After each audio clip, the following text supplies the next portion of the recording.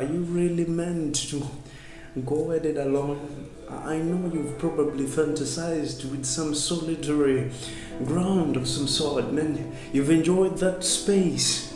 You see, you've been suffocated by some congestion. You see, you've done your best to get out of their midst.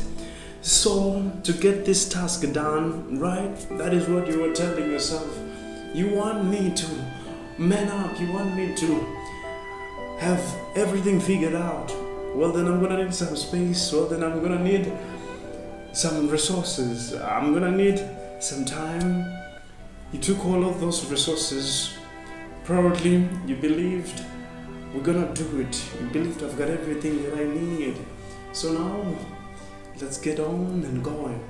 The moment I understood the mechanism of the task, I said to myself, well, consider it done. I said to myself, now I'm ready to go. But now the kind of burden, the kind of output required of me tells me that too many hands are needed other than just these few hands I'm providing to this. I need them. When you're in this jungle, you're in this forest whereby you just want to call on that friend, you just want to call on mom, you just want to call on that pastor, you just want to say, I wanted to take it, folks. You cannot blame me so much for that, but I cannot help it but to admit that where I am now is much darker than where I am is not what I thought at first going at this. Like the prodigal son saying, please just allow me just a place to crash, folks. Whether I eat with the pigs, at this point it's okay, just allow me in. But still, there is something left unaddressed. There's something left unfigured out. The fact that your heart, its functionality, it's still not understood clearly to you. You see, the way it speaks inside yourself, it speaks singularity, it speaks individuality. And when you try to follow it, it takes you to a weird place. It takes you to streams of dry lands. And you'll be like, do you even have an idea of what you are doing? Do we know the places we're going to find ourselves without even consenting? Without even understanding how we got there? We want to just take it all. You see, man, we come with this fire. You see, being a young person is a paradox. You just have this strength, you just have this energy, but you feel delayed. You feel like, man, can you precipitate things? You'd be like, folks, can you step out of my way? I've got all the manuals, man. I've taken down the concepts. I'm just ready to go, just step out of my way. And somewhere along the line, somewhere within the depths of the ocean, you realize that this isn't any close to what I thought it would be. And right now, I need mom.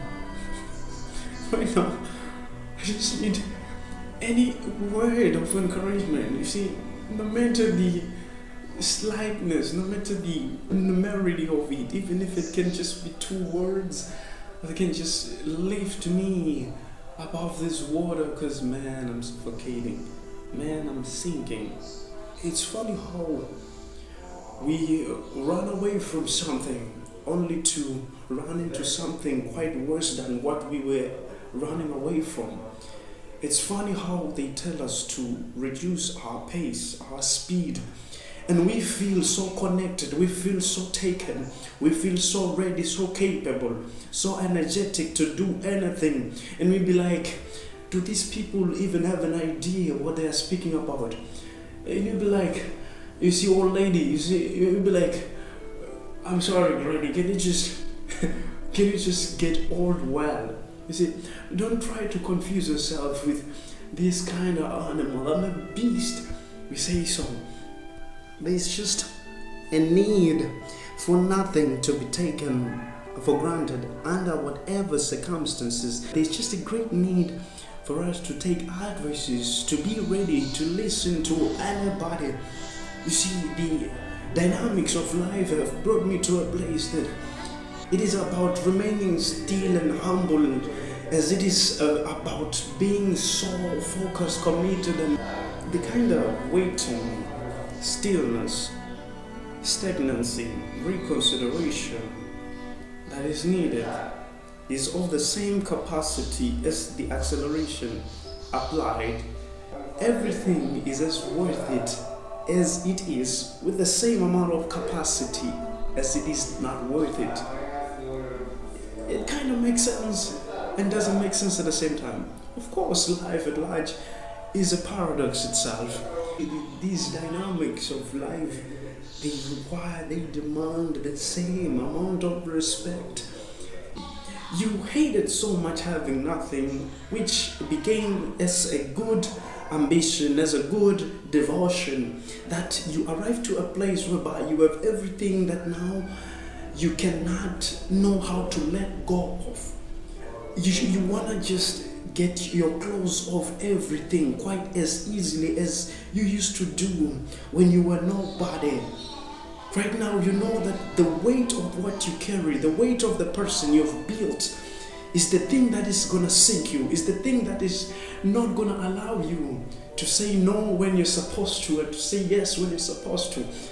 And you'll be like, how in the world did what I worked so diligently and so white-heartedly ended up sinking me, ended up being the hardest thing to deal with?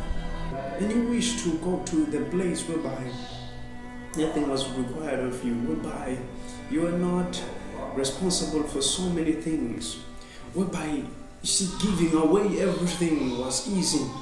There's just a thin line between having nothing and having it all, which shows us that we are meant to live in a delicate place. Our lives were laid on the edge, and once you stretch that far, you're gonna have problems balancing that other part of existence. It's just always has to be in a place of contentment, in a place of peace, in a place of control. Can you still say yes where you're supposed to say yes, and say no when you're supposed to say no? With the kind of a person you are building, with the kind of things you have connected yourself to.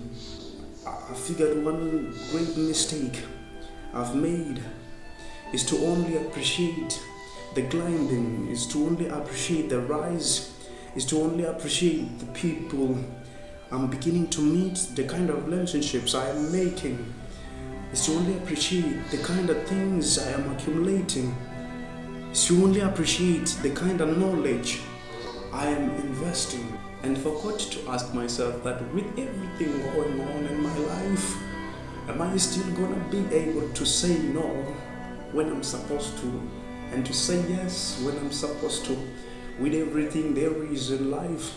I don't care how grateful, how precious all of those things may seem to my life, but if they contradict this statement, they contradict my honest judgment, if they distort my perspective about life, they are really not doing any good to me. Because it's funny how the cliff top doesn't look any more different than rock bottom when you finally have everything you want, but find out that you no longer have, you see, the meagly control. You no longer have the stamina, the backbone from which you were making these movements, from which every human being is created to sink back to. You see, when the world turns dark, there is this place, this equilibrium we are created to then sink back to. That's why it's dangerous to just stretch too far east or either too far west. So somehow you grow up being tormented by certain extremes, but what you need is not another extreme, another opposite extreme to override that kind of extreme that has really distorted you. No, what is required is for you to reduce everything, to bring it all back into tranquility, whereby the water can cool down and you can be able to stand there and look deep down into the bottom. You need to just sink back to this place of control that God placed in every person, whereby people can still be content with everything going wrong, with everything going right. As we shoot high, as we shoot for the sky, you will notice that there are certain people that are taking the opposite direction.